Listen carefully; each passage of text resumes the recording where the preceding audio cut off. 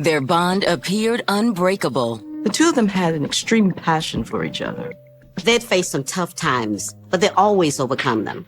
They had a son together. They had a close-knit family. But a tragic crime would leave their loving family in tatters. It's just a brutal murder.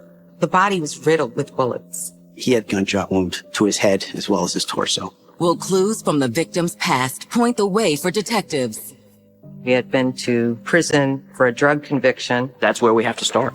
Or did a moment of weakness have deadly consequences? He decided to take advantage of her vulnerability, her needs. That's where the feud originated. The other guys disrespected him. He couldn't let it go. He took this to another level. December 10th, 2008. It's a peaceful day in the charming seaside town of Groton, Connecticut. Groton, years ago, was a whaling town. But in present time, it's a military base. It's a harbor, a beautiful waterfront. It's a small community, and it's a very nice place to live. We have a diverse group of people that live here, so it's a very robust community, a very stable community. But just before 10 a.m., not far from the harbor, a hotel maid is in the middle of her morning rounds when she makes a horrifying discovery. Oh my God! Just as she got upon this particular room, she noticed a body lying partially in the hallway. He was laying in the doorway, face down. You could see what appeared to be the blood coming from his head. The maid immediately dropped everything and ran to call 911. First responders arrive on the scene within minutes, but there's nothing that can be done for the victim. He was deceased when they found him. He'd been shot a couple times in the torso and a couple times in the head. It was clear to the police that this was indeed a homicide. With an obvious murder on their hands, the responding officers call for detectives and begin securing the scene.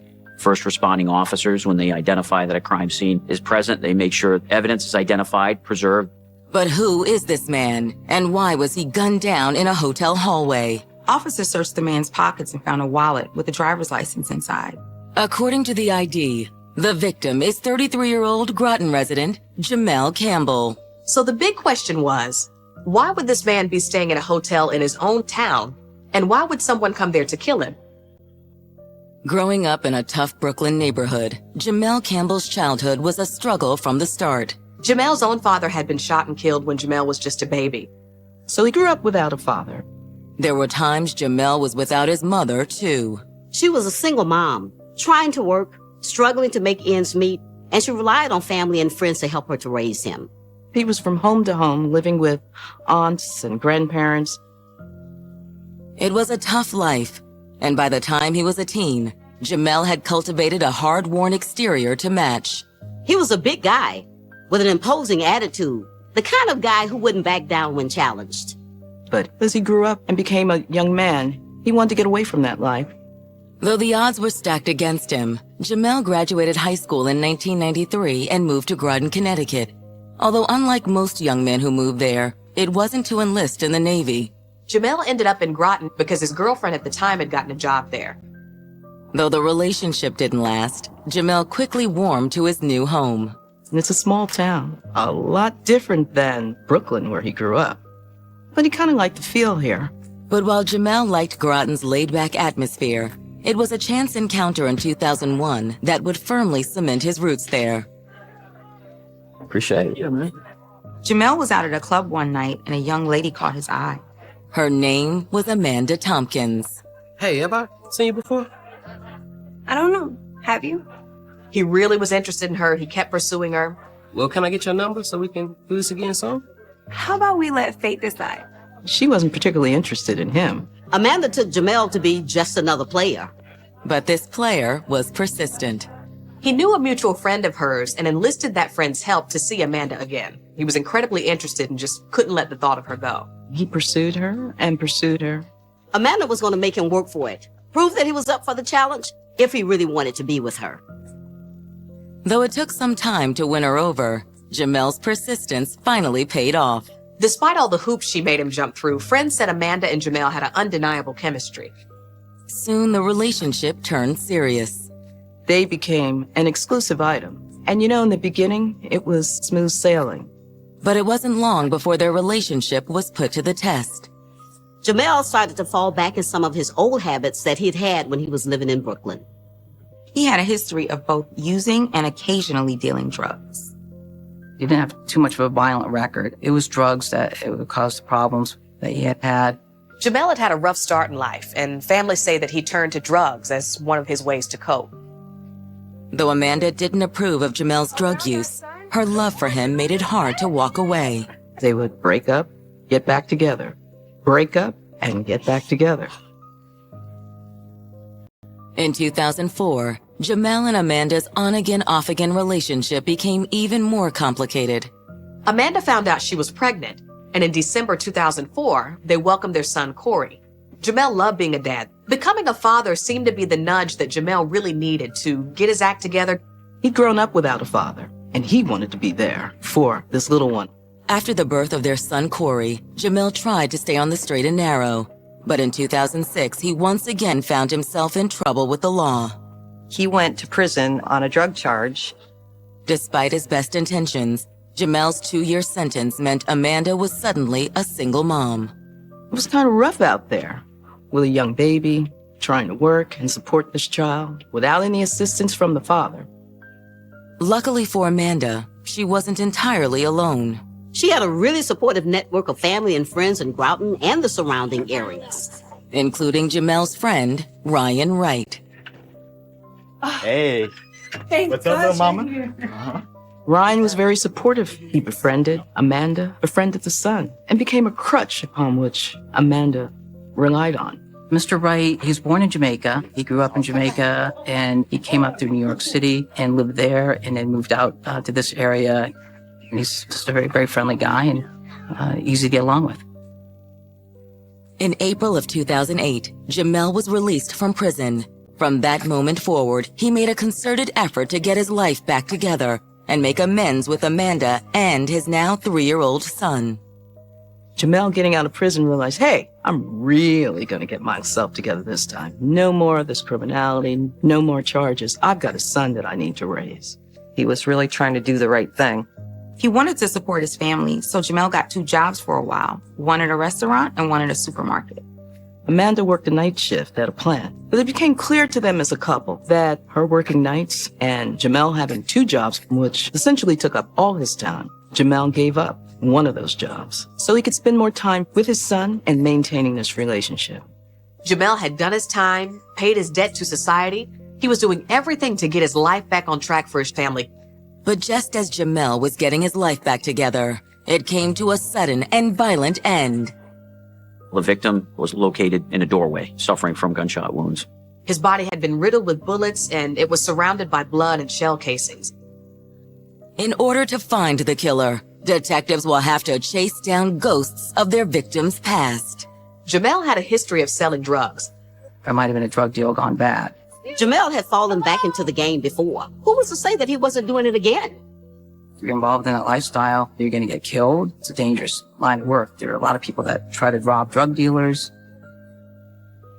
Fresh out of prison for drug charges, Jamel Campbell was determined to put his life with Amanda Tompkins back together, both for each other and for the sake of their 3-year-old son, Corey.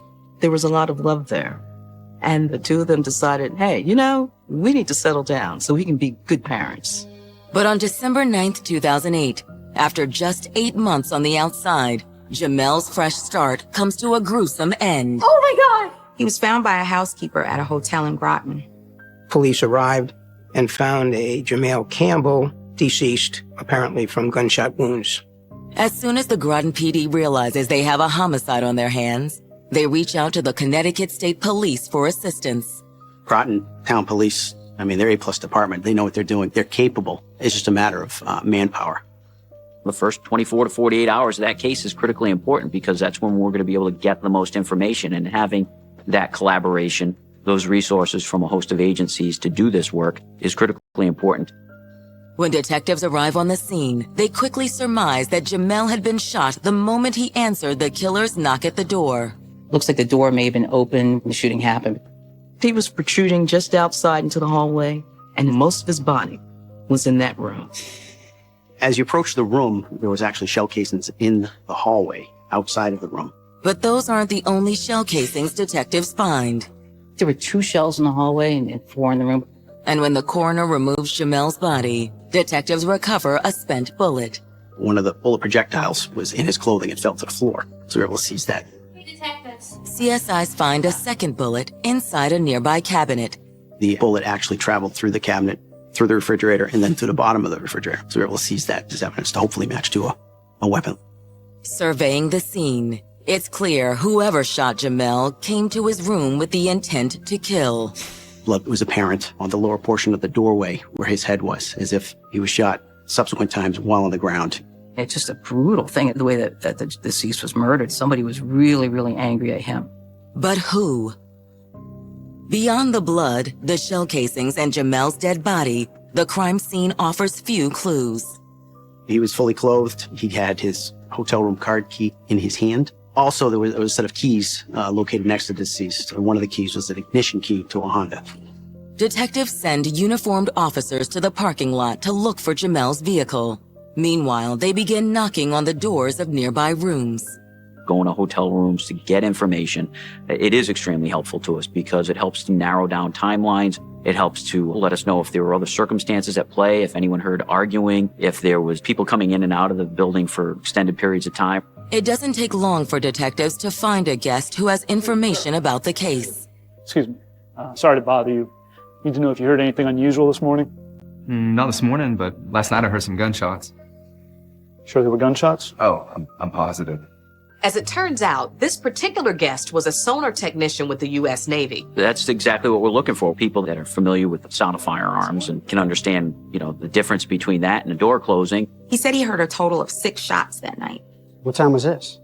It was about 11:15. I called the front desk as soon as I heard him. So why wasn't Jamel's body found until the next morning? Following up with a desk clerk provides the answer. So we understand you got a call about gunfire last night? Yeah, I took the call and I went and looked around the parking lot, but I didn't see anything, so I just left it alone. The clerk checked the perimeter of the building, but he did not check the interior to see Jamel's body covered in blood. It appears he was found about 10 hours after the shooting happened. Given the time frame, it appears that when the clerk checked the parking lot, he may have just missed spotting Jamel's killer. The room was actually located next to a side entrance that was card key access. It was actually the room right next to that door. A detail that doesn't go unnoticed by detectives, especially once they're made aware of Jamel's prior drug convictions. I think you're going to want to take a look at that. Thank you. Sure. Detectives ran a background check on Jamel and found about his prison stint for drugs. Jamel had a history of selling drugs, and he had a hotel room in Groton where this could be a place you could slip in and out without being seen, so this perhaps could have been one of his spots to deal. Add it all up, and this could have been some type of drug deal that had gone wrong. Had Jamel slipped back into the drug game, or could there be another scenario at play? Checking the exit near Jamel's room leads detectives to their next discovery. There was a Honda parked outside that entry door in close proximity. And the keys that were upon Jamel's body went along with this particular Honda. But a check of the vehicle's plates adds a new wrinkle to the case. They found out that this particular vehicle was not registered to Jamel, but registered to one Amanda Tompkins. And that's not all. According to dispatchers, Amanda had already called police to let them know that her car was missing, along with her boyfriend, Jamel Campbell. Which leads detectives to a new theory. One would wonder if she was involved in this. Detectives start with whoever's closest to the victim and then work out from there. Just hours after Jamel Campbell was found shot to death in his Groton, Connecticut hotel room, detectives have made what could be an important discovery. Car keys were found by Jamel's body, and when detectives took a closer look, they realized that those keys actually matched the car of his girlfriend, Amanda Tompkins. At roughly the same time his body was discovered, Amanda Tompkins had called the Groton Town police and reported him missing. But she's worried. She just wants to know where her man is, and he hasn't come home. It's kind of investigation 101. You start with whoever's closest to the victim and then work your way out from there. Within minutes of learning about the missing persons report, detectives are knocking on Amanda's door. Miss Tompkins, we need to speak with you about Jamel Campbell. Oh my God, where is he? I'm sorry, ma'am, but he's been found deceased. I knew it. Oh my God, I knew it. Jamel always came home. Whatever he did throughout the course of their very long relationship, he always came home. Though she's distraught, Amanda is able to answer some questions for detectives. When did you last see Jamel? He left around 7:30 last night. Said he was running to the store. She had allowed Jamel to use her car because he couldn't find his car keys. But Amanda says that after an hour passed and Jamel hadn't returned, she began to worry. She texted him around 11 and he responded. According to Amanda, he didn't tell her where he was, but apologized for running late. There was an expectation that he would return that evening and eat the food that she had prepared for him. According to Amanda, around 11:30 p.m., she texted Jamel and told him that she was going to bed. She woke up somewhat in a panic about 4:30 that early morning, and she realized that Jamel was not there. His dinner was still in the microwave where I left it. You try to contact him again? Yeah. He didn't respond. But when the sun came up the following morning, Amanda's concern had turned into panic. It was time for their son to go to school, and he missed that too. According to Amanda, Jamel was the one who took their son to preschool every day. Jamel, he was a good dad. He was responsible in that regard. She starts texting friends, just trying to see where Jamel might be. And nobody knew where he was, and that's when I called you guys. Considering Jamel's criminal history, detectives can't help but wonder whether Amanda is telling them the whole truth. You say he just went to the store. That's what he said. Well, we know he used to be a dealer. You think he's still dealing? Absolutely not. He got out of the game for the sake of our son. While Amanda seems genuine, detectives still have their suspicions. How would you describe your relationship with Jamel? Well, we had our ups and our downs. Amanda and Jamel had a long relationship. It was off and on for a number of years, but they always found themselves drawn back to each other. Did y'all get in a fight last night? No. And he just went to the store. That's what he told me. But I think he stopped by Cece's first. Cece? She lives across the street. Jamel's really good friends with her. Amanda saw Jamel head over to Cece Johnson's apartment before he went to the store. The mention of another woman immediately raises red flags for detectives. Detectives were wondering if that's what Jamel was doing in the hotel that night. Could he have been having an affair? The mystery only deepens once detectives knock on Cece Johnson's door. A woman opened the door. She was clearly pregnant. Ms. Johnson? Hang on a sec. Hey, Cece. Turns out, Cece was in a relationship with a woman, and her name was Maxine Sharp. Well, what can I do for you, officers? We're investigating the murder of Jamel Campbell. Upon hearing that Jamel was dead, Maxine broke down completely. But it's the reason for Maxine's breakdown that really sends up red flags. Ma'am, are you okay? She's fine. You want to have a seat? She's fine. Jamel's the baby's father. Groton, Connecticut detectives investigating the murder of 33-year-old Jamel Campbell have just made a surprising discovery about his friend and neighbor, Maxine Sharp. Although Maxine was in a relationship with a woman named Cece Johnson, she was carrying Jamel's child. Which immediately has detectives wondering, could the complicated situation have anything to do with Jamel's murder? So now police have more than one love triangle to unfold here. Detectives waste no time separating the two women for questioning. So, when did you learn Maxine was pregnant? Look, I know what you're thinking. Yeah, I was mad when I found out that Maxine and Jamel had been hooking up. Cece admitted that there was some jealousy, but she denied having anything to do with Jamel's murder. In the end, it's a blessing. Okay, we have a baby, no matter how it happened. According to Cece, she and Maxine had decided to raise the baby together.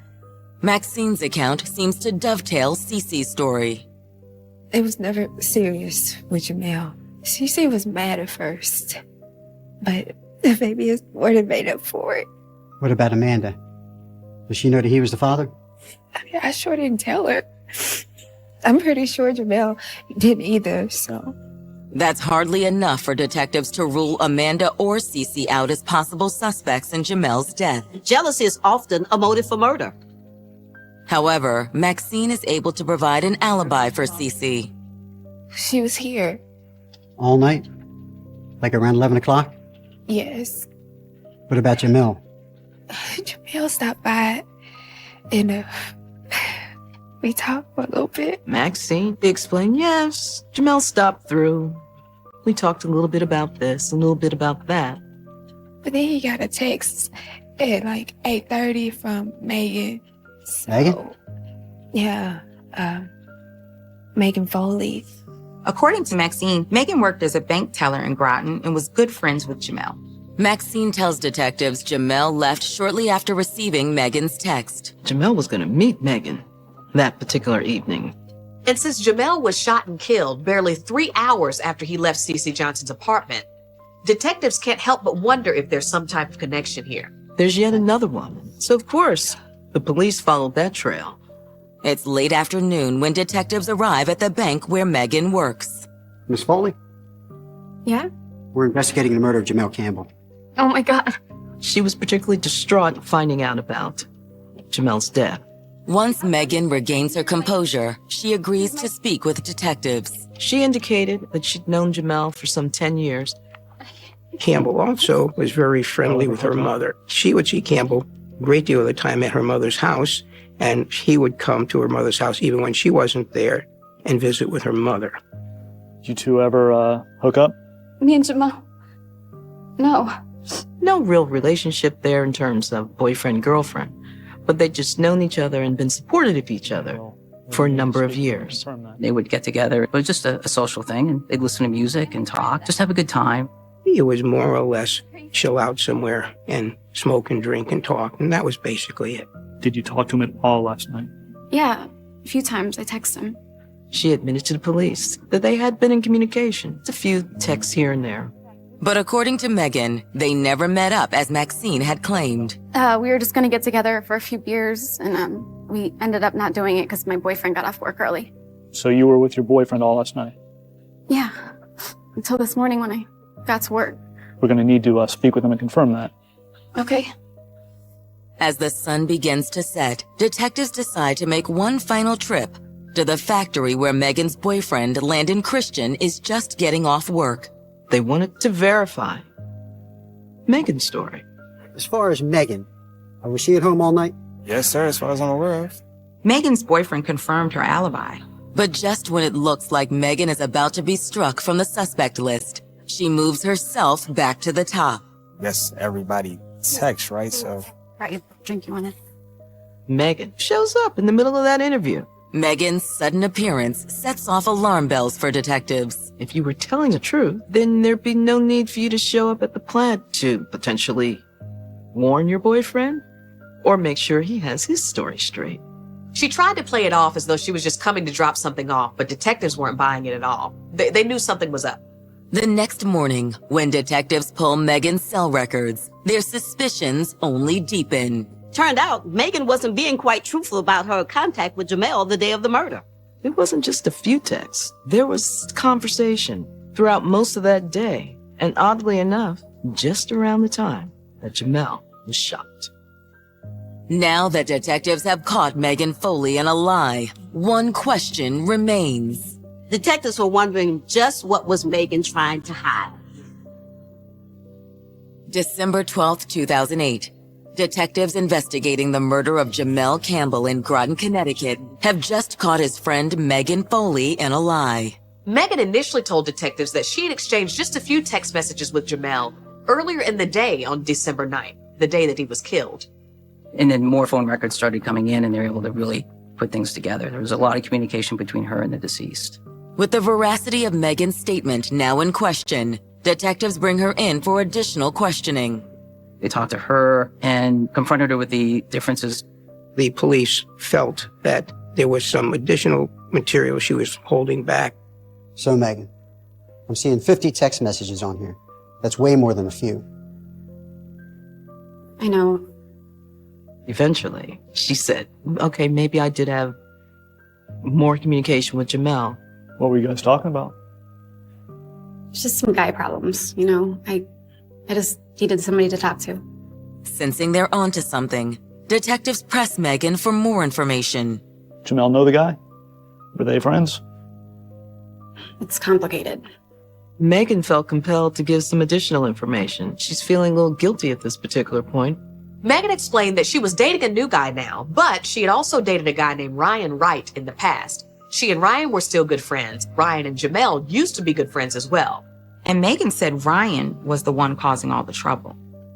Ryan was actually the friend who stepped up to help Amanda Tompkins, while Jamel went away to prison for 2 years on drug charges. However, according to Megan, Jamel was convinced that Ryan had done far more than offer Amanda Tompkins a helping hand around the house. Campbell had heard the rumor that Wright had been sleeping with his girlfriend. I mean, I didn't care because we weren't together, but when Jamel found out, he was livid. So he hounded and hounded Amanda. You know, when I was away, what were you up to? I'm telling you, I didn't do anything. It's okay, baby. 2 years is a long time. I know. So what happened? Well, I slipped up. At some point, she did indeed give in, and she told Jamel that she had an affair with Ryan. When Jamel Campbell found out about that, it did not sit well with him. Ryan? The news of that incident sent Jamel into a rage. He didn't harm Amanda in any way, but he was really enraged with the fact that this Ryan person had stepped in on his household. Jamel is thinking, you knew that that was my woman, and you knew that I was away. To Jamel, it wasn't so much the sex that mattered. It was the fact that a friend had betrayed him. According to Megan, Jamel was so enraged by Ryan's betrayal of his trust that he soon began plotting his revenge. Jamel said to himself, you mess with my woman, I'm gonna mess with you. The result was a showdown about 1 month earlier in a convenience store parking lot. So Jamel and one of his boys got together one day with Ryan. Hey, I heard you want to talk. Come to think of it, I don't really have much to say. He said he wanted to talk this over with Wright, but apparently the talking was an intent to get him there. Hey, whoa. Now, I don't want no trouble, man. Hey, man, you gonna do me like that? Yeah, give me them keys. Jamel decided that as payback, he was going to steal Ryan's most prized possession, his car. Mr. Wright had a Mercedes-Benz that he was fixing slowly over the years. The amount of money that he placed into this car, easily $15,000 to $20,000. Those were hard dollars to come by. His entire ego, his manhood, was caught up in this vehicle. Which made what Jamel did next all the more humiliating. Campbell left it in Hartford, stripped it of wheels and his radio. According to Megan, Ryan decided not to press charges against Jamel. Instead, he began plotting his own revenge. Maybe at one time they were friends, but now they were blood enemies. I'd never seen him so mad. He was explaining to Megan that, I'm gonna kill Jamel. Could Ryan have really murdered Jamel over a stolen car? And why hadn't Megan revealed this in her initial statement to police? Sometimes the truth really is stranger than fiction. Megan told police that she was too terrified after she found out that Jamel had been killed. She told detectives that once he was dead, she knew in her heart Ryan did it, and she feared for her own safety. Over the next few days, detectives uncover evidence that seems to confirm Megan's story. Ryan had actually reported his stolen vehicle to his insurance company. Based on the conversations that Ryan had with the claims adjuster, he was pretty upset about it. I had 20-inch rims on the vehicle, which I bought from Ties Plus Wheels in Hartford. I mean, like, they just took my very most prized fucking possession, man. Detectives also follow up with Amanda. She admitted to seeing other people while Jamel was in prison, but claimed that they were broken up at the time. And during that time, she says that she had broken up with him. She slept with Ryan Wright. Amanda claims she doesn't know anything about Jamel stealing Ryan's car, but detectives find plenty of people in the neighborhood who do. Within the neighborhood, folks were at least broadcasting or bragging, Jamel took Ryan's car. Jamel and Ryan's neighbors are also well aware of Ryan's desire for payback. Wright was just so adamant about getting Campbell that he was constantly contacting other people throughout the neighborhoods, trying to see if they knew where he was. The police hearing this, thinking there's the potential we've got a little revenge going on. So we call Ryan in for questioning. 3 weeks after Jamel's murder, detectives come face to face with Ryan Wright. What's this all about? Jamel Campbell. Heard he got shot. Heard about it or had something to do with it? Man, what you talking about? He denies everything. He doesn't even know why they'd be interested in discussing it with him. Didn't you guys have a feud? Feud? Nah. Been friends for years. Though Ryan admits he was angry over the theft of his car, he is adamant he had nothing to do with Jamel's death. There really wasn't a real motive here. Somebody having their car stolen, I just don't see somebody going out killing somebody for that. Ryan also denies harboring any lingering feelings for Jamel's girlfriend, Amanda. Mr. Wright had slept with the deceased girlfriend while he was in jail, but I don't think they got together too often, and they didn't see each other afterwards. But considering what they've already heard, detectives aren't about to take Ryan at his word. So after the interview, they obtain a search warrant for his residence. With the amount of blood that was at this scene, they were pretty sure that they would find some evidence. Whoever did the shooting must have gotten a decent amount of blood and brain matter on them. But the search comes up empty-handed. They never found anything in his car, never found anything in his home that ever connected him there. Not a shell casing, not even a bullet. There was nothing. With the search warrant a dead end, detectives decide to circle back to the source of the lead in the investigation, Megan Foley. The detectives are not exactly sure what role Megan is playing. When they take a closer look at Megan's phone records, detectives realize something interesting.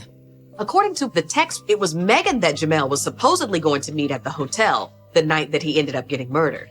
In addition to Jamel, Megan had also been exchanging texts with Ryan on the evening of the murder.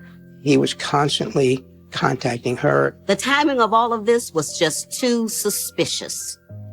The question was, what were Megan and Ryan saying to each other in those text messages? For the moment, detectives have no way of knowing. Megan's cell phone company didn't store that data. They decided it was necessary for them to pull the phone records of Ryan and Jamel. Jamel's records come in first and give detectives a pretty clear picture of what he was expecting when he showed up at the hotel that night. Starting in the afternoon on the day of the murder, Megan began sending Jamel text messages saying that she was having boyfriend issues and boyfriend troubles, and she wanted to see him to talk about it. There was an implication that they would probably smoke some weed and maybe have sex. Jamel's texts also revealed that it was Megan who suggested the location of their hookup. Megan lured Jamel to that particular hotel. What really stands out in my mind is the sort of chilling and manipulative nature of it. But what grabs detectives' attention is the fact that once Jamel checked into the hotel, Megan went out of her way to make sure that he stayed there. Jamel was getting a little impatient. She was so long getting there that he decided that he was just going to go home. And Megan texted him, just hold up a few minutes. What's even more telling is the timing of her text. Megan's final text came through to Jamel's phone at 11:12 p.m., just minutes before police determined he was shot. Which leads detectives to an almost inescapable conclusion. All of the evidence in this case suggested that Megan was the one who orchestrated the murder. But why? They were supposed to be friends. Why would she do this? There's a lot more to the story than meets the eye.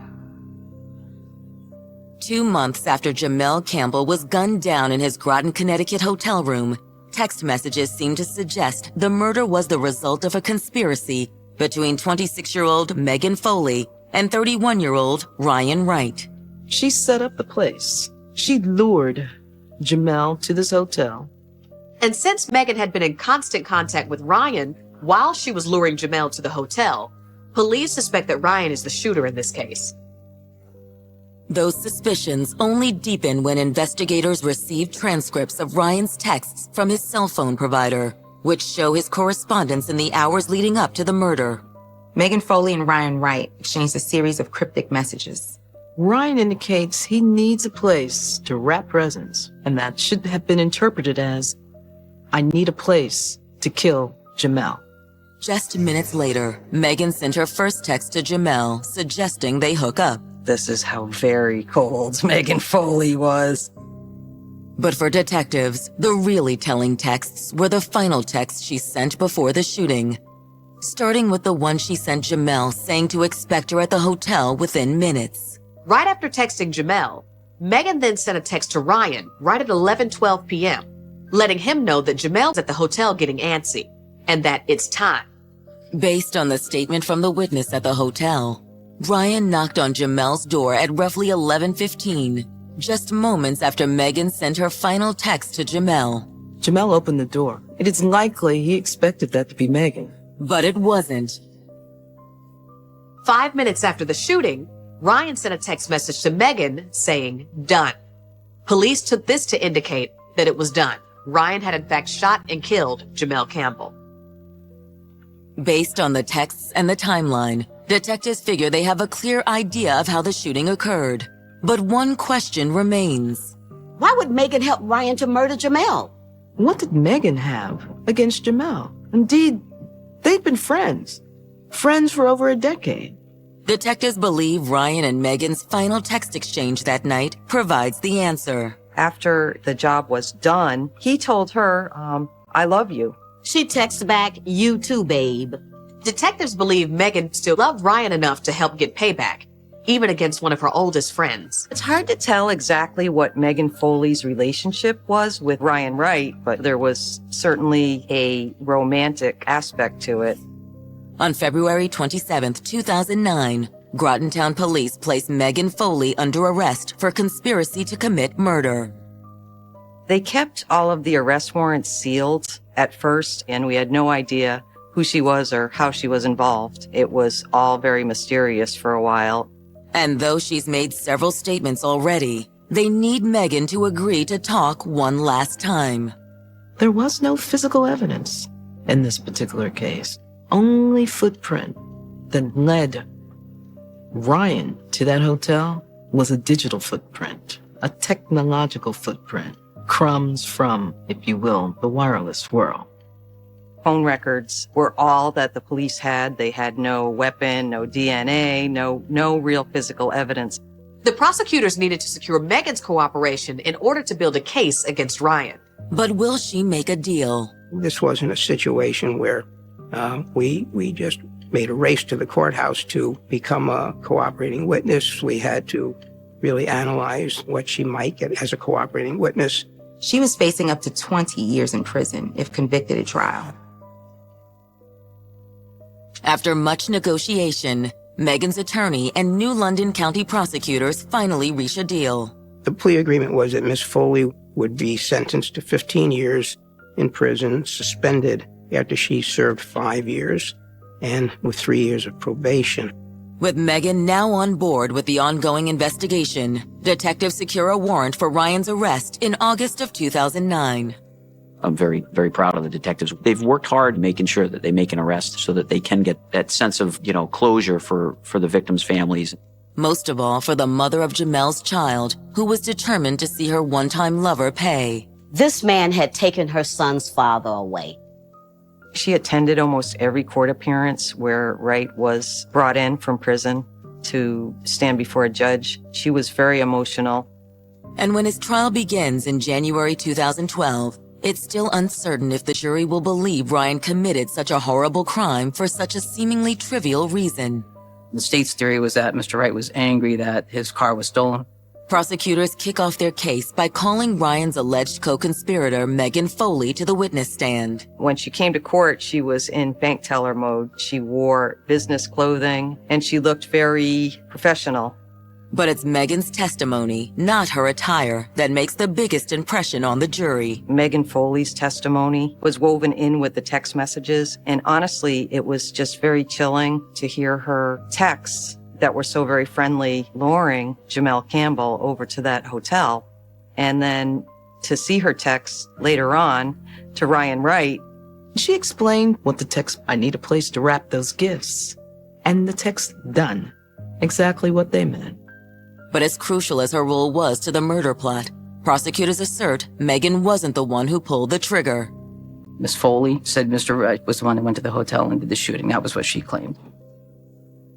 Megan also explains that it wasn't her love of Ryan that compelled her to help him kill Jamel. it was fear. But she said she just felt there was no other way to protect herself and her family.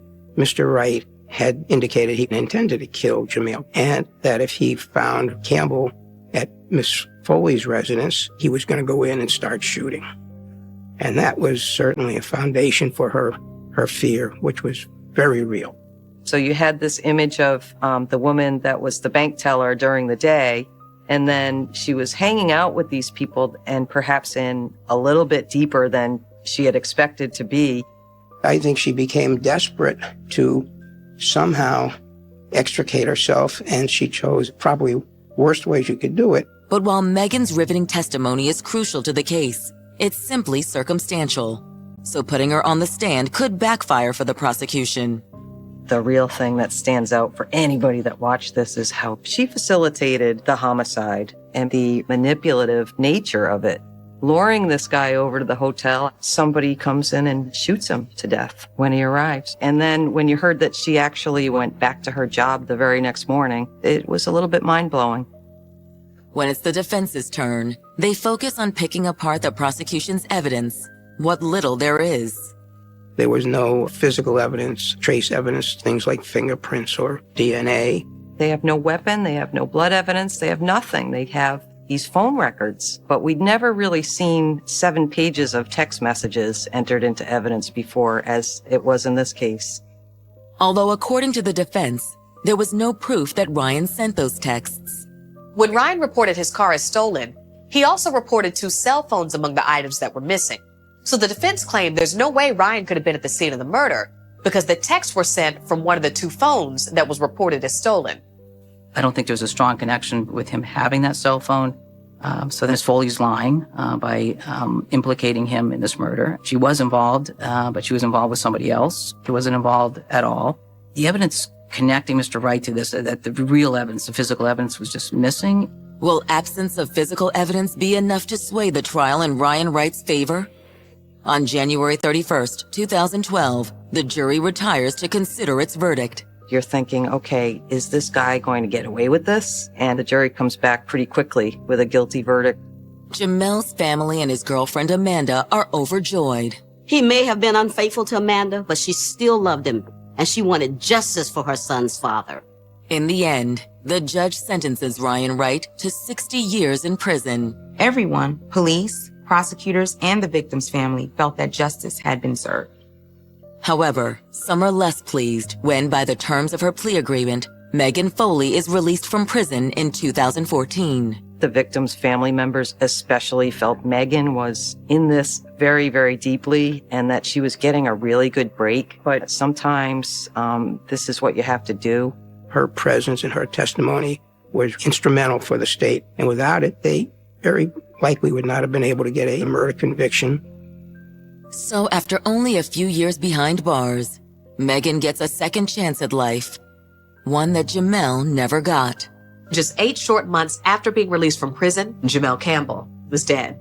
Perhaps saddest of all is the fact that Jamel will never see what a promising young man his little boy has become. He misses his dad, but you know, that little boy, he's doing great.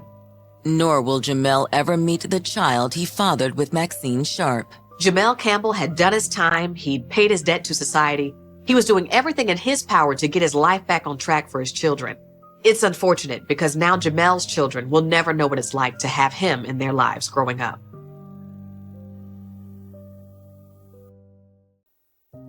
A brutal crime inside a peaceful suburban neighborhood sends shockwaves throughout the community. Tell me exactly what happened. I don't know. He just came screaming outside. He sees a lot of blood. There was blood everywhere. A loving family is torn apart at the seams. They had a lovely marriage and a lovely family and a son. Just the way they interacted and loved on each other, you feel like, hey, I should learn a page or 2 from these folks' book. What detectives find inside the home will unlock a twisted tale of epic proportions. There were questions of paternity, allegations of affairs, and the occult. And the search for a killer will give rise to a fear that a monster was lurking in the shadows of these quiet streets. It was just too horrific. I was just hoping that this is a nightmare and I needed to end like right away. We need to talk. June 16th, 2010. It's a warm spring morning in Tampa, Florida. But on one quiet suburban street, that balmy tranquility is about to explode in a powder keg of fear and mayhem. This man ran outside in a panic, yelling for help, and neighbors immediately were alerted to something was going on. He's wearing only a pair of boxer shorts. I need help! Mama's having a heart attack! He said his wife was having a heart attack. Help! No! He was panicked. He was upset. He was running around trying to get someone to help him. Emergency dispatch, what is the address of the emergency? Is my neighbor's wife having a heart attack? Moments later, paramedics arrive on the scene.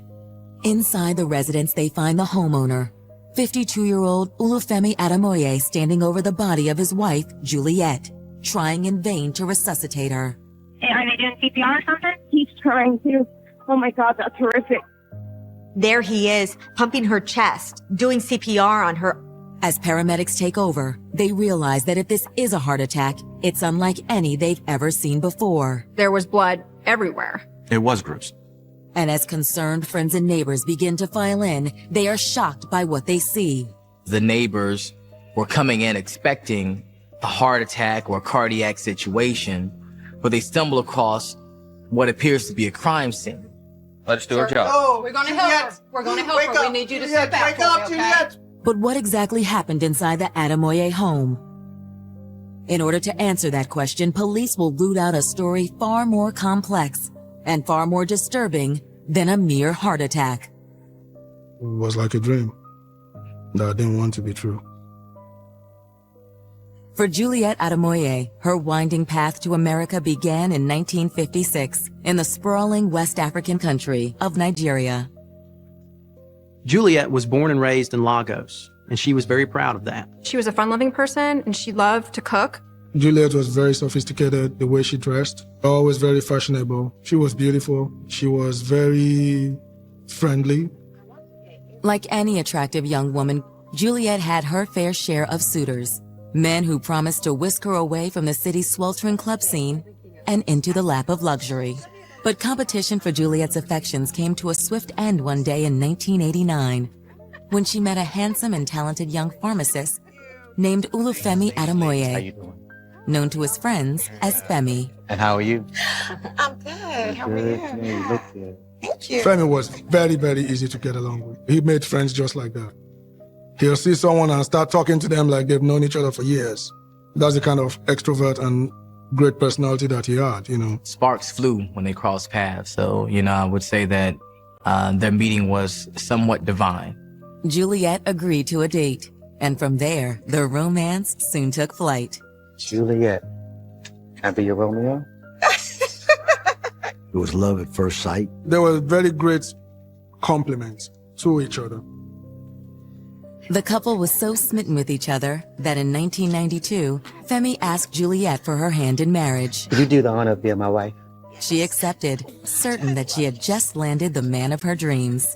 Femi was a pharmacist in Nigeria, and he was at the top of his class. He would even consult other practices outside of the country. He was a very honorable and distinguished man in his home country in Nigeria. He spent much time working for the government, helping the government to help the people medically. He helped with the protection of children. He helped with the elimination of AIDS in Nigeria, helping people. That's what he loved to do. He was a good provider. He really took care of her. 2 years after tying the knot, the couple welcomed the arrival of their son, Sean, who was immediately the apple of his father's eye. Femi took Sean everywhere. Sean was very well loved by both parents. Sean, he was their world. He was their whole entire universe. They absolutely adored him. Just two parents that absolutely would go to the end of the universe just to make sure that he was happy. The Ademoyes were building a beautiful family, but life in a tumultuous African megacity could be difficult and dangerous. So in 1996, Juliet and Femi set their sights on another land of opportunity, America. Being at the pinnacle of his career in Nigeria, he reached the epitome of his success and discussed with his friend relocating possibly to the U.S. to expand his business practices. I said, you don't belong anywhere else but here. You need to come over here right now. So he just said, I'll get on that plane as fast as I can. The next thing I know, about 2 or 3 days later, Femi was in Tampa. He was already a practicing pharmacist. And they needed pharmacists real bad at that time in the States. In the winter of 1997, Femi procured the licensing required to set up a pharmacy in the States. Once that was done, Juliet and Sean joined him in Tampa, where they began their lives anew. You have this couple moving from their country to America to start a new life and try to create that American dream for themselves and for their family. I'll see you later. To leave your country behind and everyone that you know and your family and start a new life in another country where you're not familiar with the culture takes a lot of strength and it takes a lot of confidence, and they did it. Living in the peaceful Tampa neighborhood of Villa Largo, the Ademoyes quickly earned a sterling reputation. Femi as an ethical, hardworking businessman, and Juliet as an aficionado of African cooking. Femi owned Crown Pharmacy, and she owned African Eateries, and they were both very successful in their business. Because Juliet was an excellent cook. She cooked so good that, literally every evening after work, I would swing by there, even on the weekends, just because the cooking was that good. They were building something together, not only a family, but also business ventures. No matter how many demands their busy work lives put on them, their devotion to each other never wavered. She would cook, and after he would close his pharmacy at night, then he would come to the restaurant and he would work. He would wash dishes, he would serve people, he would cook. But he didn't mind doing that because it was helping her. He was very, very much in love with Juliet. They were actually a relationship to envy. Other people would actually look at them and covet the type of relationship that they displayed. He loved us so much that you could feel it. It was contagious. If we were around them, and just the way they interacted and loved on each other, you feel like, hey, you know what? I should learn a page or two from these folks' book. They've got all the successes of the American dream. I mean, they've got successful businesses. They have a beautiful son that they're raising together. They just appear to be the perfect American couple now.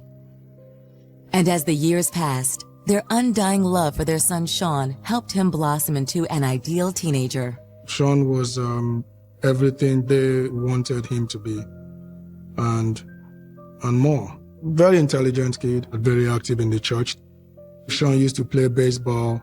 They were raising a very, very well-rounded child. A relationship to envy, a gifted son, and a life of good fortune that most can only wish for. The Ademoyes were living the dream life.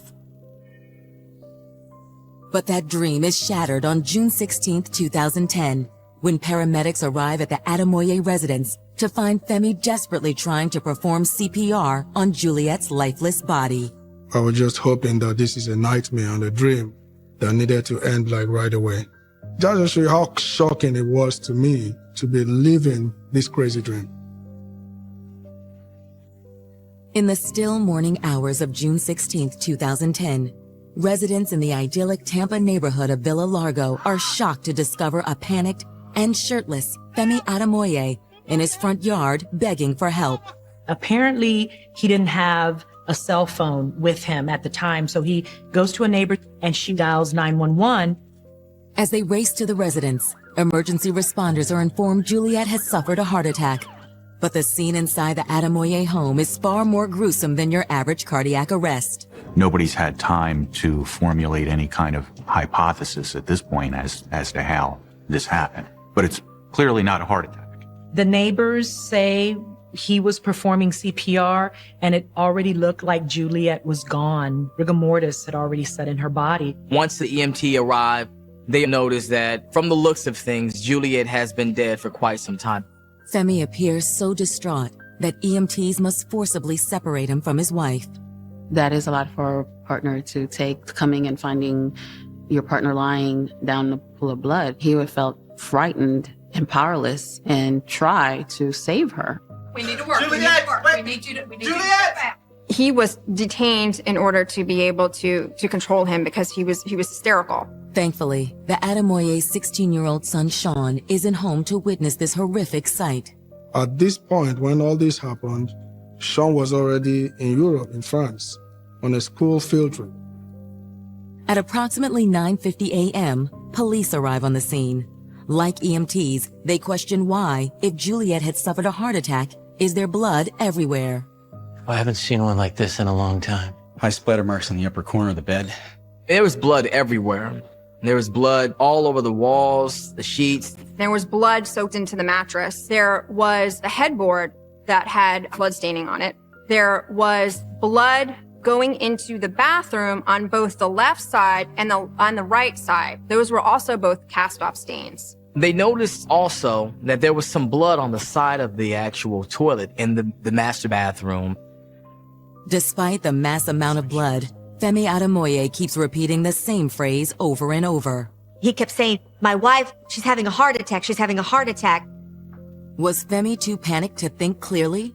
He was genuinely distraught. He was genuinely in shock. There was no way that he was coherent. That was probably his way of trying to get help to come quickly to the home in saying that she's having a heart attack, so he could get paramedics to come to the house quicker. Femi is so inconsolable that he is unable to give a proper statement to police. They decide the best move is to extricate him from the crime scene and record his statement at the station later on. But even without a formal statement from Femi, police on the scene are certain of one thing. Juliet Ademoye did not die of natural causes. She had bruising all throughout her body, on her back, on her buttocks, the back of her legs, on the front of her legs, on her right breast. She had a stab wound to her left shin. She had a stab wound to her right shin. And she had 2 stab wounds to her face, one by her left eye and one right on the forehead by the hairline. There was what appeared to be some blood on the bottom of her feet. And Juliet's multitude of mortal wounds isn't the only sign of foul play.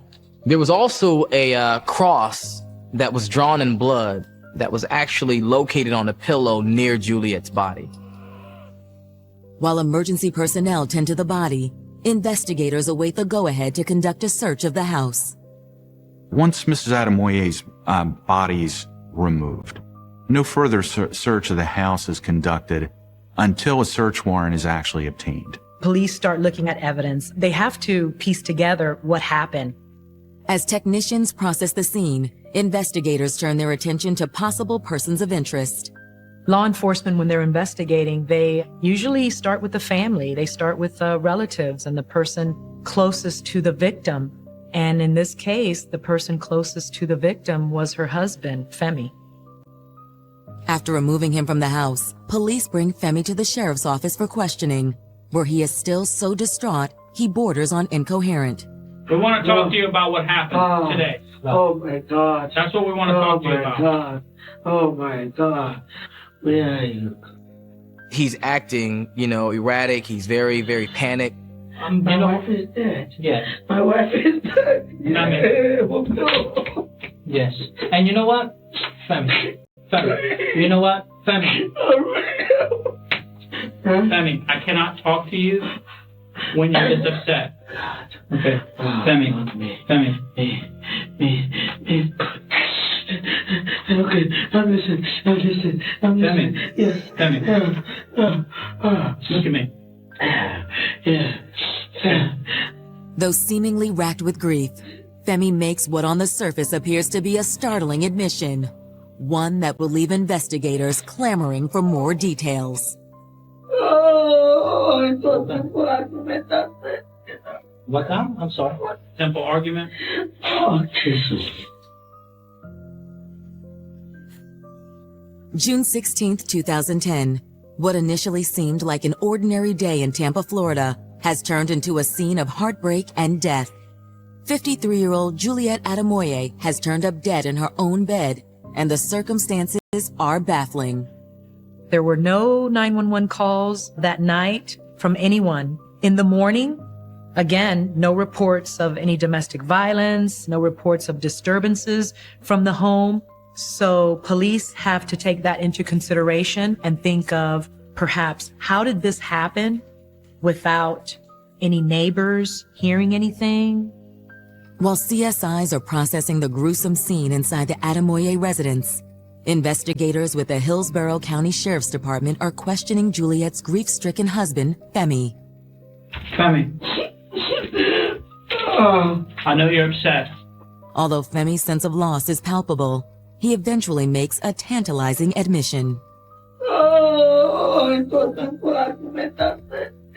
What now? I'm sorry. Simple argument? Oh, Jesus. He admitted that he and his wife did have a fight. His story is basically that they began to argue. And at some point, he had gone into his son Sean's room just to go to sleep. Sean was apparently on a school trip. I believe he was in England when this all happened. While the possibility of a marital dispute is an attractive lead for investigators, what Femi says next adds another layer of intrigue to the case. Later that night, I heard something. He then went to sleep in Sean's bedroom and locked the door. And during this time frame, he did hear Juliet moving about the house. While he's tucked away in his son's bedroom, he does notice that the garage door opens and there's movement within the house, but he doesn't leave the room. He doesn't know what exactly is happening. Maybe Juliet left. Maybe someone came into the home. He doesn't know, and he didn't open the door and walk outside to find out. So he doesn't know what's going on at this point. He then falls asleep.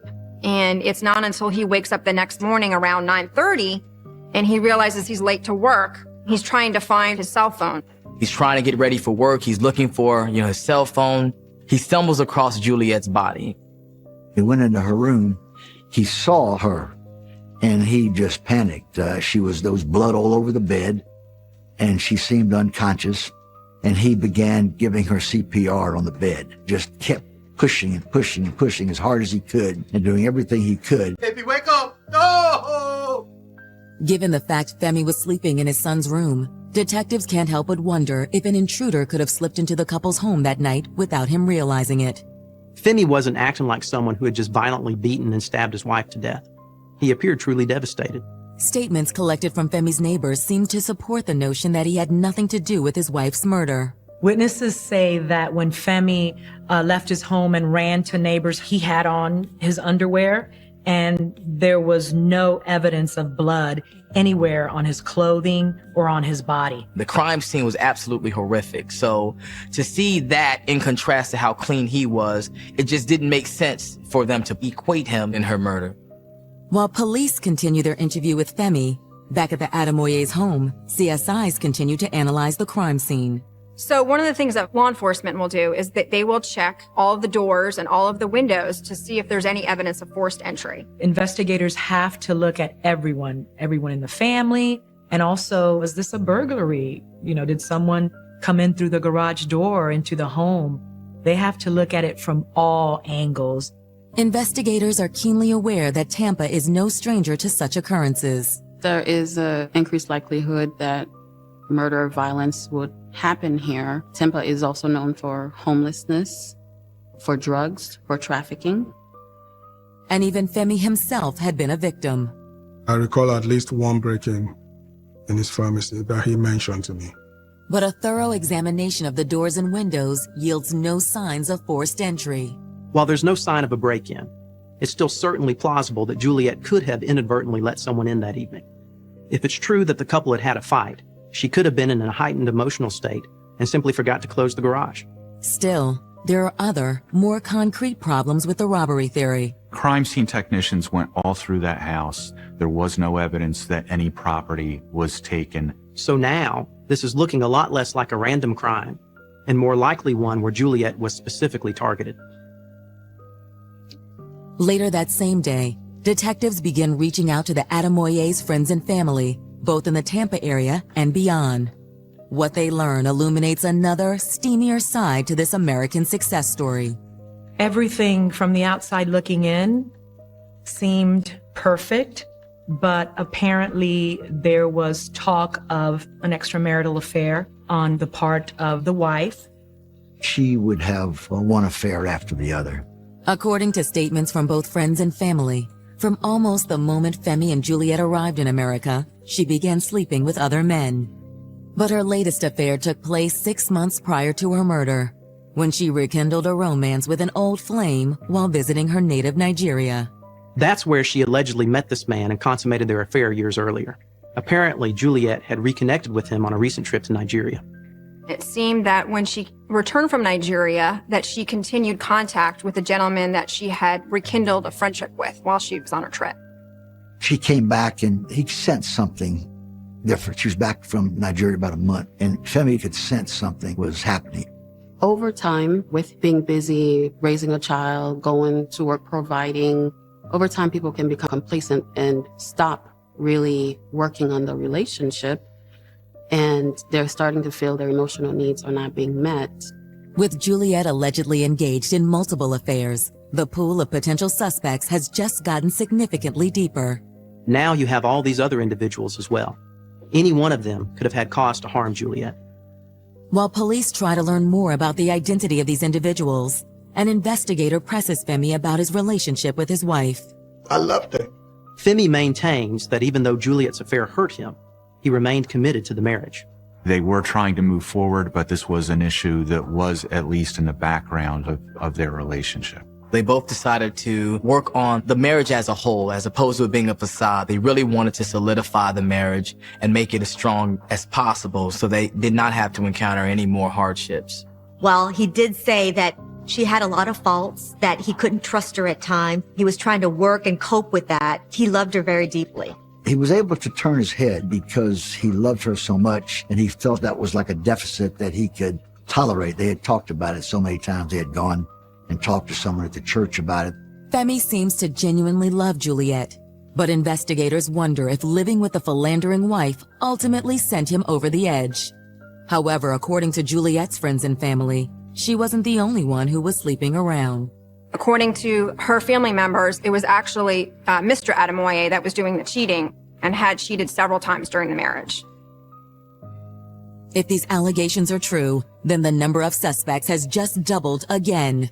But before detectives can run down Femi Ademoye's many alleged lovers, another shocking statement will add a bizarre new layer of intrigue to this increasingly scandalous case. One that has less to do with jealousy and betrayal, and more to do with witchcraft, black magic, and one woman's desire to rid herself of all her shame and suffering. Following the death of Juliet Ademoye, authorities in Tampa, Florida have discovered that Juliet and her husband Femi, a pharmacist and well-respected member of the community, had both purportedly strayed outside of their marital bonds. They had allegedly both engaged in extramarital affairs at some point during their marriage. The question now is whether or not that fact had anything to do with Juliet's death. Police are certainly going to want to investigate these allegations. They have to look at everyone and all scenarios to find who did this, who caused this woman's death in such a violent manner. While investigators continue to track down the names of both Juliet and Femi's paramours, inside an interrogation room, a detective presses Femi for more details. You got into a fight about her infidelity, right? How did that fight start? I was suspicious. So I looked into a computer and found out that she was cheating on me. There were some emails on her computer that were apparently discovered by Mr. Ademoye. It's clear from the tone of these emails, from the context of these emails, that she's communicating with another gentleman back in Nigeria. But according to Femi, it wasn't the confirmation of the affair with the man in Nigeria that sent him off. She sent this gentleman an attachment which contained photographs of Sean and saying, here's a photograph of your son. Who do you think he looks like? It's very strongly implied in these emails that Sean may not actually be Mr. Ademoye's son. These emails were explosive, to say the least. Femi's reading these emails that his wife is writing to her lover. Not only is she having an affair, but he also learns that this man may have had a child with his wife. Heartbroken and defeated, Femi says he took dramatic action. You got to understand that in the culture they're from, shaming someone is like the worst thing you can do. And that's exactly what he did. He started calling family members, exposing her for the cheater that she was, letting people know all the details of what were in the emails. And that to him was the best revenge, was shaming her.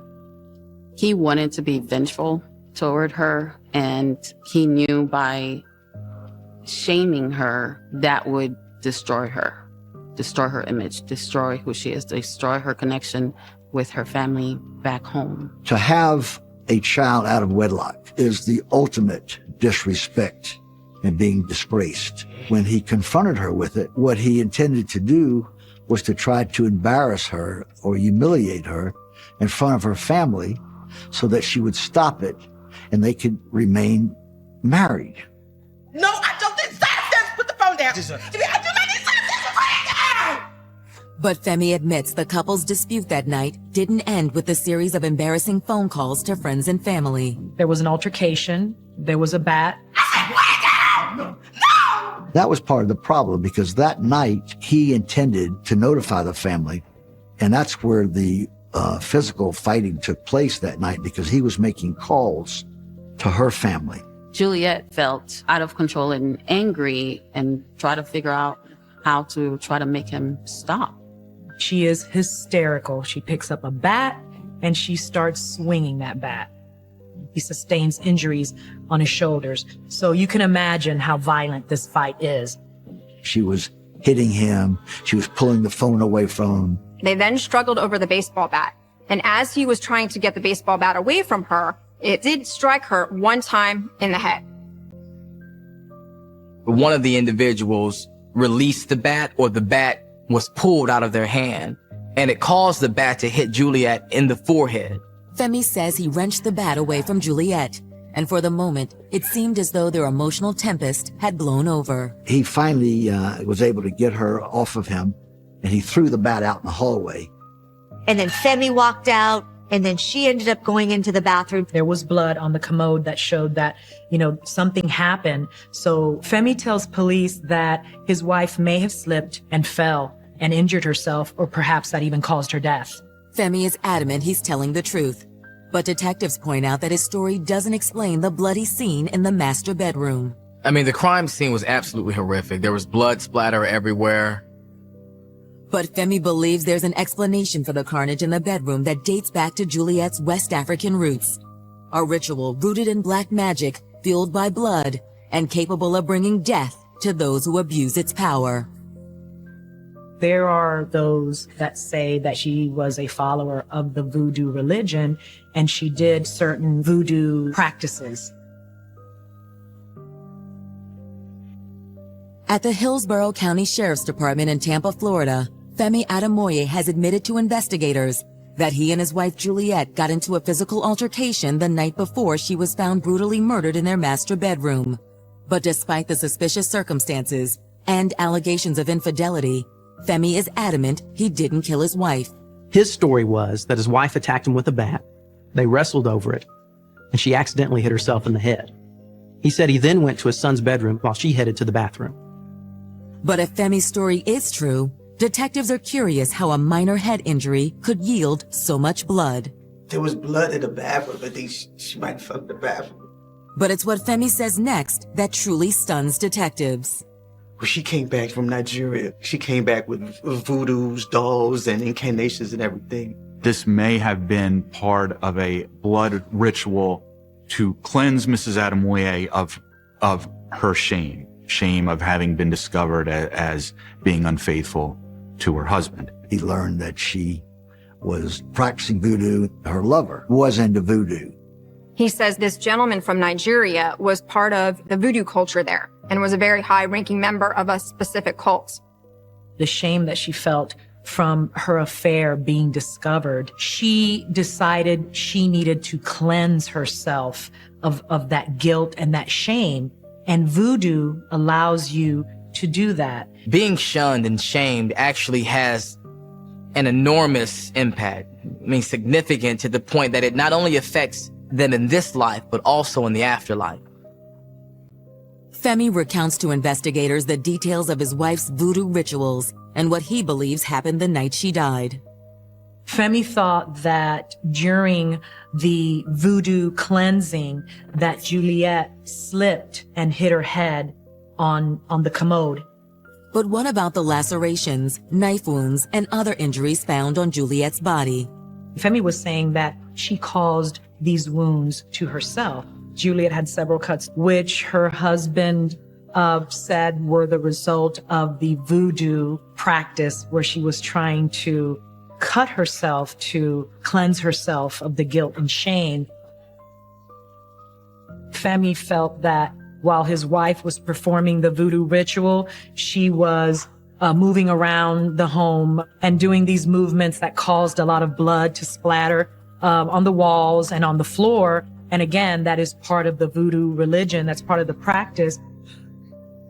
She sought forgiveness by putting the cross on her bed, by putting the blood on the walls, which is consistent with their culture when they're seeking some sort of forgiveness. To do this is not something we've come up with. This is something which is well documented in the literature, and all someone has to do is Google that. Femi believes Juliet was so desperate to remove the stigma of her sinful acts, she took her cleansing ritual one deadly step too far. Essentially, he believed that she must have eventually passed out because of her injuries and bled to death. Investigators aren't sure what to make of Femi's story of accidental death by voodoo, but to them, it seems strange that Juliet didn't ask Femi to take her to a hospital once she realized she'd gone overboard with her self-mutilation. Right? Why didn't she come to you for help? I don't know why she didn't come to me. If Juliet was hurt at that time, she might have not reached out for help because she felt so ashamed that she deserved this. It's very possible that Juliet did not reach out in an attempt to call 911 or even notify Femi because she was just very, very ashamed. So she just wanted to just go ahead and just leave. Juliet very well could have just wanted to die. That night, she just probably did not want to deal with the shame, the ridicule, but she did want to make sure that if she did die, she was at least purified. She knew that if she did live, that she was going to be so disgraced. She just decided that she was going to seek forgiveness and to let herself die. After concluding his statement, Femi requests that detectives allow him to make a phone call. They consent and agree to give him some privacy, or so it appears to Femi. The call was being video and audio recorded. When the call is over, detectives review the tapes, but they quickly realize that Femi is speaking in his native Yoruban tongue. So they call in a linguist and have them come and translate what's being said. What they hear is what astonishes them. He is crying and he's saying repeatedly over and over, God have mercy on me. Jesus have mercy on me. God, forgive me for my sins. Obviously, this is very damaging evidence for him. Had his wife just fallen and hit her head on the toilet, this is not the type of things that he would be saying to his close friend and asking God for forgiveness. Now, once the translator, transcribes what is being said, they know without a shadow of doubt in their mind that this is our God. It's a belief that is bolstered by another discovery CSIs make back at the crime scene. In the hallway outside their son's room, a detective noticed a pile of toys along the wall and decided to search it. They found a bat underneath the toys. It was discovered there was blood on the baseball bat. While a CSI tags and logs the likely murder weapon, police discover something else. There was a knife found in the kitchen. It was a knife that had a thin blade, and the tip of this knife was bent. The knife was found in the kitchen sink and it had been washed off. Police believe that Femi must have attempted to hide the bat following the attack, and that he subsequently washed the knife off in the kitchen. Less than 36 hours into the investigation of Juliet's death, police arrest 52-year-old Femi Ademoye on the charge of second-degree murder. Shortly thereafter, the Ademoye's teenage son, Sean, in Europe on a class trip, is notified of what's transpired. Sean was very, very sad. He just cried. I was just completely flabbergasted. I didn't know what to think, how to rationalize anything. But a final showdown is still looming. And in a court of law, one good lawyer can make what looks like an open and shut case anything but. The medical examiner said, I can't rule out that this injury to the head was caused by that glancing blow on the toilet bowl. On January 14th, 2015, Femi Ademoye is marched into a courthouse in Tampa, Florida to stand trial for the brutal murder of his wife, Juliet. State attorneys take the floor and spell out for the jury how Juliet's death could not have been the accident Femi described in his statements. Rather, it was murder. The cause of death was twofold. There were 3 lacerations to the back of her head, which caused her essentially to bleed out. In addition to that, the medical examiner saw signs of fat emboli. Prosecutors assert that the presence of fat emboli, fat that is liquefied due to extensive bruising, causing a potentially fatal blood clot, is proof that Juliet was beaten to death. In many of these bruised areas, you're able to see areas of what the medical examiner was calling areas of clearing. This was consistent with the use of some kind of long instrument, such as the baseball bat. And the medical examiner was able to describe on the witness stand the mechanism by which something like this bat can cause an injury in this pattern. But prosecutors say the attack wasn't limited to bludgeoning by bat. There is also the matter of the bent knife found in the kitchen. Our theory was that he attempted to stab her with this knife and actually bent the knife on Mrs. Ademoye's skull. She also had injuries to her hands. Those were characterized by the medical examiner as defensive wounds. So she was fighting back. These were defensive wounds. She was trying to fight off the person that was attacking her. And this person that was attacking her was Femi. From a prosecution perspective, there is no way to account for the number and extent of Mrs. Ademoye's injuries other than homicide. Bolstered by this evidence, the prosecution's next move is to establish motive. When you discover that your spouse is being unfaithful, when you start to question the paternity of the child that you've raised, he found these emails, from his wife and her lover saying, this is your son. It was definitely damaging. I mean, talk about betrayal. That could send anyone over the edge. The prosecution alleges that after beating and stabbing Juliet, Femi hid the bat, cleaned the knife, and then plotted his alibi. So he did a very poor job of trying to clean up the scene and then running out of the house and making up a lie, essentially, that his wife was having a heart attack. It's a simple, straightforward explanation of the crime. Perhaps too straightforward, at least according to Femi's defense team. After all, it's entirely possible that Femi killed Juliet in self-defense. According to the defense, there was a struggle with the bat, back and forth, back and forth. She actually hit Femi, and then he accidentally, when he pulled the bat away, she ended up hitting herself in the head. He says he then locked the door, and for the remainder of the evening, he stayed in the bedroom and does not know what happened to Juliet. The defense emphasizes to the jury that when paramedics arrived on the scene, Femi had no blood on him. He ran out in his shorts, no blood or anything on his shorts, and he called for the police. Femi's defense team also stands up on Juliet's alleged belief in voodoo, as well as her desire to rid herself of the stigma of adultery, which they say could have led to a tragic accident or driven her to suicide. Mr. Ademoye testified that when Juliet came back from Nigeria, she had black powder, she had gourds, she had feathers, and other types of relics. The defense basically painted a very, very vivid picture of her slipping, hitting her head, and possibly reaching a point that may have been near death. And Juliet may have very well knew that, she had lost a lot of blood and that this may have been it. And as opposed to resisting and fighting for her life, she just simply succumbed and in a state of despair just gave up. She fell on that toilet bowl and she got dizzy, started realizing that she was losing a lot of blood. And she made the choice at that time that she was not going to live in disgrace. Taking aim at the medical examiner's findings, the defense then brings in their ringer, famed forensic pathologist, Dr. Vincent DeMaio. He blew that fat emboli out of the water. And we absolutely showed a person with fat emboli in their lungs so bad that it would kill them compared to the fat emboli that Mrs. Ademoye had in her lungs. And she had like a couple of % of fat emboli in her lungs, which could not kill her.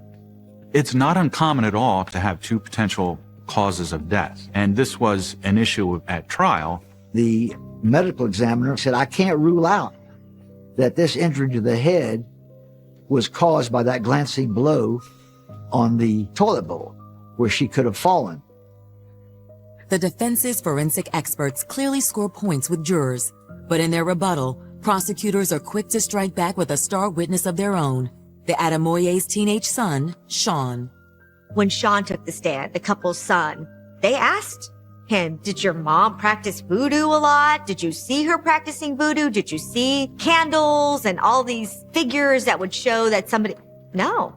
I mean, he never supported the defense's theory that his mom was practicing voodoo. What was most telling was that the murder weapon, the baseball bat, was located under a pile of toys in the hallway, and the knife was located in the sink in the kitchen.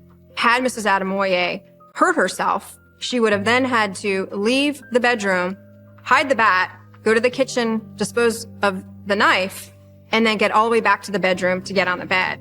However, that would have been impossible, obviously, with the condition of her injuries. At what point do you conclude that this is so unlikely that it's just ridiculous? On Friday, January 30th, 2015, nearly 4.5 years after Juliet Ademoye's tragic death, both sides rest their case. Less than 2 hours later, the jury returns with a verdict. They found Mr. Ademoye guilty of second-degree murder with a weapon. The verdict was never in doubt to me.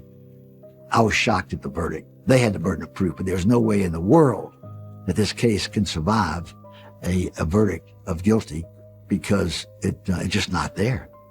But whether justice was served that day or not, the scope of this tragedy stretches far beyond the verdict. This couple was very well respected and very successful. And on the outside looking in, we saw, this wonderful family, but we're all going through something, through a difficult situation. Unfortunately, this situation escalated in death. And that's very, very sad for everyone. I lost two friends. Two friends that had a very great influence in my life personally and in my relationship with my family. I miss that terribly.